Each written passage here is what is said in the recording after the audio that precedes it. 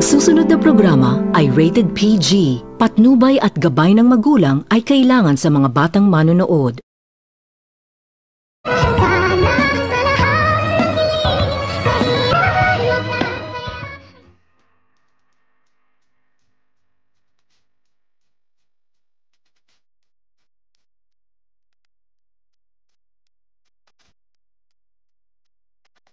Pagkatapos nitong maisipan ni Zoe na bisitahin ang kanyang lulo na itong si Don Pipi kung totoo ba o mano nagising na ito dahil sa mga inuutos ng kanyang mami na itong si Moira na kailangan o mano nitong gumawa ng paraan ni Zoe na matuluyan o mano ang kanyang lulo, kung kaya't nag-iingat naman din itong si Zoe na nagtungo sa room ng kanyang lulo at nagtagumpay ito at nakapasok na ito sa loob ng room ng kanyang lulo. Ngunit gulat na gulat itong si Zoe nang nandoon na ito sa loob ay nakita nito ni Zoe itong si Justin. Nakausap nito ni Justin ang kanyang lulo at nakangiti pa itong si Justin, kung kaya't pinanlaki ito ng mga mata ni Zoe nang kanyang marinig ang mga sinasabi ni Justin sa kanyang lulo na itong si Justin umano anak ni Giselle na ipinaampon umano ito sa bahay ampunan, kung kaya't hindi nito napigilan ni Zoe ang kanyang sarili at agad itong nakapagsalita itong si Zoe at sinabihan ito ni Zoe itong si Justin na siya pala umano ang anak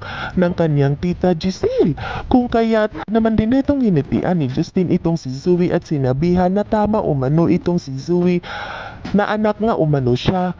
ng kanyang mami na itong si Giselle at isa rin umano siyang tanyag at lulo rin umano nito ni Justin itong si Don Pipi. At dito agad naman din itong sinabihan ni Zoe itong si Justin kung paano umano ito nakapasok na bawal naman umano papasukin ang ibang tao. At dito agad naman din itong sinabi ni Justin kay Zoe na alam na umano ng kanyang mami na mag-ina umano silang dalawa, kung kaya't itong si Justin umano ang nagbabantay sa kanilang lulo. At dito hindi na nito napigilan ni Zoe ang kanyang sarili at agad na itong lumabas sa room ng kanyang lulo. At nang makalabas na itong si Zoe ay hindi nito alam ni Zoe kung ano ang kanyang gagawin, na ngayong hindi nito magagawa ni Zoe ang inuutos ng kanyang mami na tuluyan ang kanyang lulo. At dito nang maisipan nito ni Zoe na sabihin sa kanyang mami ay agad naman din itong tinawagan ni Zoe ang kanyang mami na itong si Moira at agad nitong sinabi ni Zoe